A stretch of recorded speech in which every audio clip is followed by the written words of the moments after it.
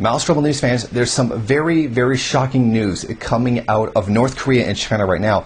According to several sources, DPRK gunboats seized 3 Chinese fishing vessels and took 29 crew members hostage. Now, this took place on the Yellow Sea back on May 8, according to a Beijing news report. Now, the people who abducted the fishermen have asked for $200,000 for their release. This is a statement that was made by Chinese media. After taking the boats into Korean territory, the Koreans demanded a payment of 1.2 million yuan, or US $189,800, by May 12, threatening to sink the vessels. Owner Zhang Dechang told the newspaper. The price was later cut down to 900,000 yuan, and the deadline for what Zhang called ransom pushed back to Thursday.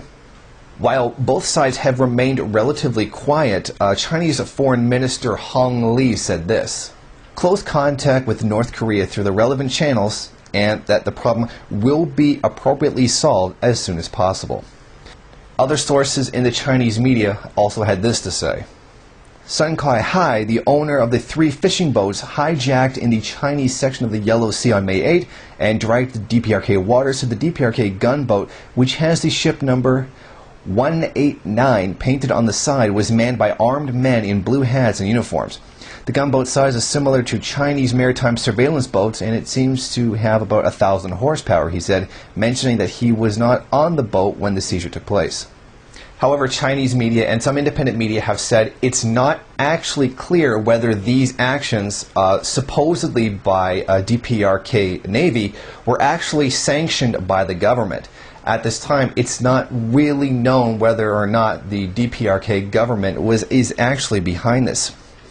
Dong Menyang, a researcher of the China Institute of International Studies, said that given the incident, he doesn't think that there will be any change between the diplomatic relations between the DPRK and China. Now, this is not the first time that there's been some kind of a dispute in the waters between China and the DPRK.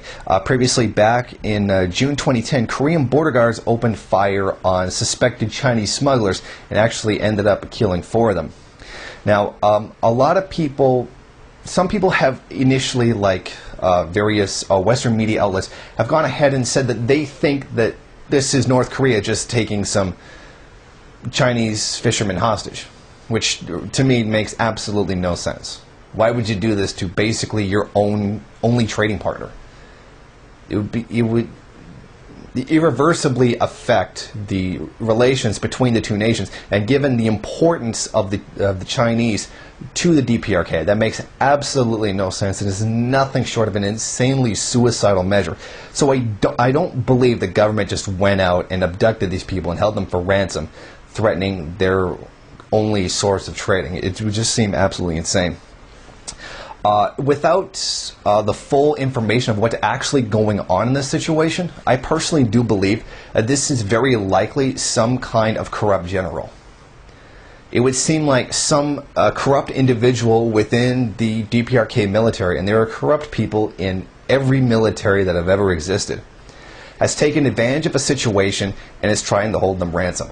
I think the fact that there's not a lot of information out at this time suggests to me that the governments of China and the DPRK are aware that this might be the situation as well, and they're trying to take care of it.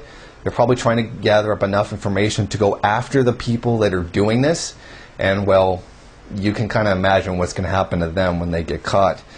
But my suspicion right now is that this is probably the act of a corrupt military leader, very likely a general or at least somebody in the Navy who is carrying this kind of ransom out. But no concrete information is actually available at this time.